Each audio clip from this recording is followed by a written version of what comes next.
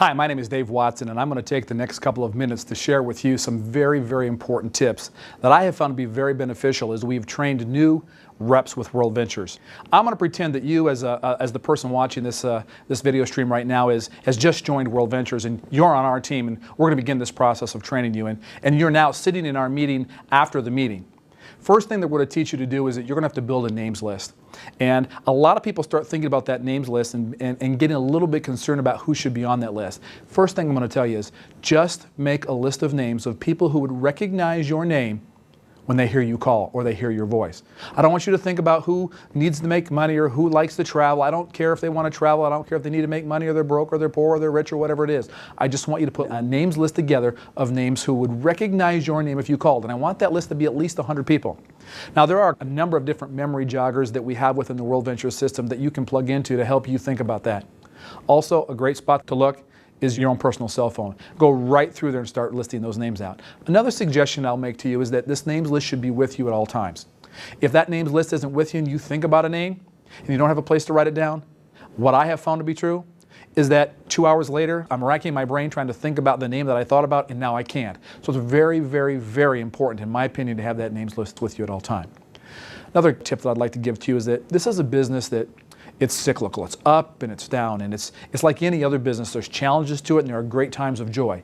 You've got to be around this business, whether it's an acceleration training with Mark Aceta or any of our corporate trainers, if it's a fast start school or a super Saturday or just a meeting after the meeting where we do training, or whether it's a travel party or whether it's a business opportunity meeting. You need to be around it because you know what? Success leaves clues.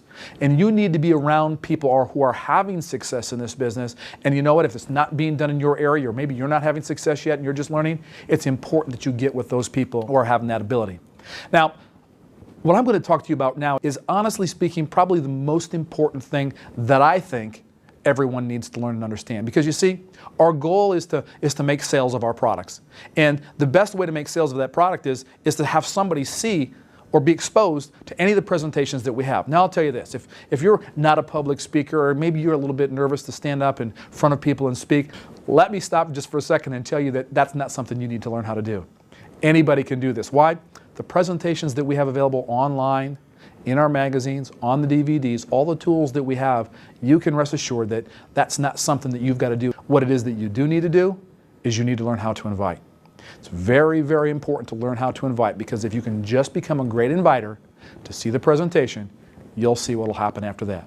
Now, a lot of people ask me all the time, Dave, how do I invite a person to this or to that or to a travel party or to a business opportunity meeting? What I'm going to tell you is it's always the same. It doesn't matter where you're inviting to. The philosophy or the skills or the concepts that we're going to teach you are all the same regardless of what you're inviting to. I have a tendency to believe that I want to make money all day long, not just at a 7 o'clock business opportunity meeting. I want to expose people during the day as well. So I use my own personal .biz site, davewatson.worldventures.biz, and I'm directing people through this inviting process constantly to see and watch our presentation. In that process, we've got the 1, the 2, and the 3. You all know what I'm talking about on your .biz site, which basically is the movie, the travel presentation, and some testimonials that people can see and begin to understand what it is that we're doing. So that's how that's where I invite people to during the day. There's an important concept that I want you to understand as well. A lot of people struggle with this industry because they think back to the way that maybe it was done when an inexperienced person came into the world of multi-level marketing and had to beg all their friends and relatives to consider their particular product or company. What I'm here to tell you today is that, look, we're not going to ask and we're not going to beg anybody to do this. We're going to motivate people to take action. We're going to tell people where we want them to go. And this is a philosophy or concept that I want you to understand. Now, I'm a college football coach. Do you think that I tell my players what to do, or I ask my players to do? Of course, I tell them what to do. And in business, it works the same way. We're going to motivate people to take action based on what we're going to tell them to do. And you'll find out, if you'll trust me on this, you'll find out by telling people what to do, you'll get a greater response than if you're constantly asking people what to do.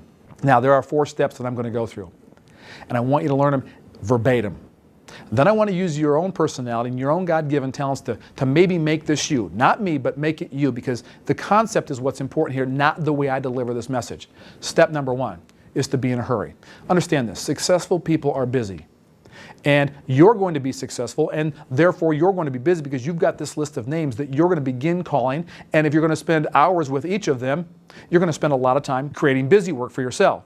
So remember, successful people are busy, and this is going to be about a conversation that's going to last about 45 seconds or less. If it lasts longer than 45 seconds, that's your first clue that you're doing something wrong. No chit-chat either. We don't care at this particular point about their dog or their vacation that they just took. This is very succinct, and this is what it's going to go like.